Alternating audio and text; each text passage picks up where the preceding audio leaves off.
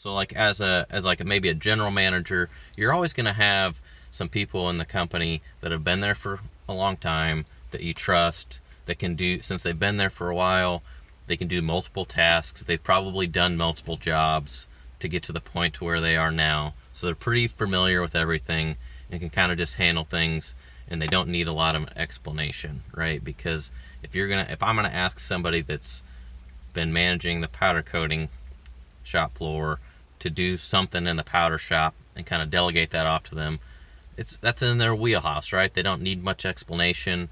I might not need to know the entire ins and outs of a particular part that came in, new part that needs to be processed. I might not have a plan in my mind of how this new part needs to be hung, but they've hung parts and been around hanging parts ever since they worked here for however many years.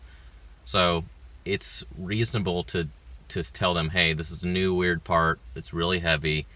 I haven't really thought about how to hang it. I just need you to figure that out, and I need you to make sure it's going to be safe and that nobody's going to get hurt.